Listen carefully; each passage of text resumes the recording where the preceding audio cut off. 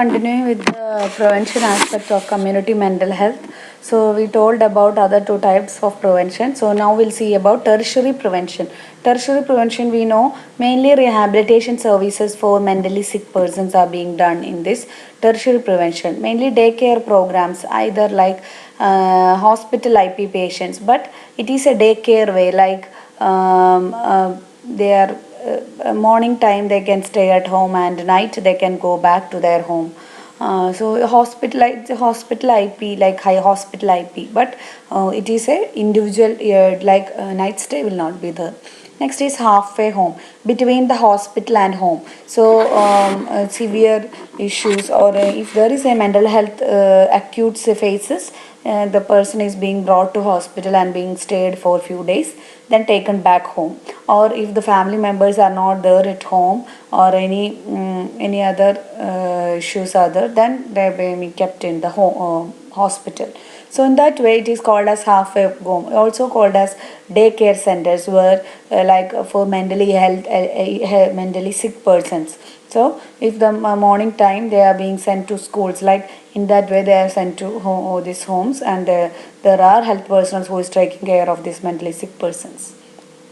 Self-help groups, mainly group of patients with MR children. So these parents will be having same concerns and issues that to be discussed of. So as a self-help group will help other parent is also having the same issue, so how they are managing it for this for the child or for the adult. So similarly, from self-help group, other parents also can learn other solutions to, or task to manage this health issue, mentally ill persons.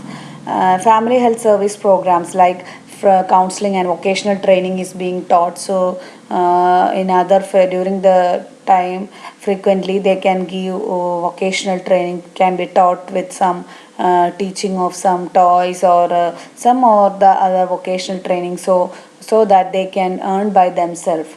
Industrial therapy centers, like patients grouped based on abilities and assigned job and salary. So as these sick persons are being trained vocationally, they are based on their ability and capacity to do the things.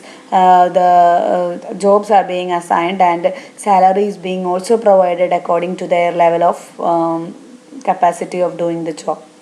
So in that way, these even the mentally health sick persons are also being stabilized or sustained by themselves, to live by their own, by doing the job and getting the salary and taking care of their family members.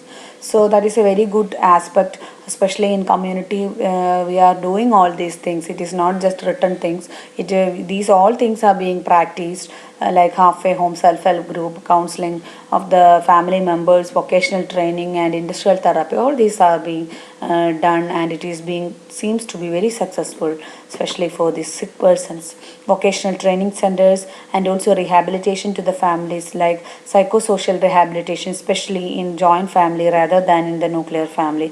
So all type of rehabilitation and counseling, not only to the sick persons, the bystanders who, or the family members who is taking care of the sick persons, are also need to be counseled and trained well, so that they will not get bored up, or they will not get disappointed of taking care of these individuals.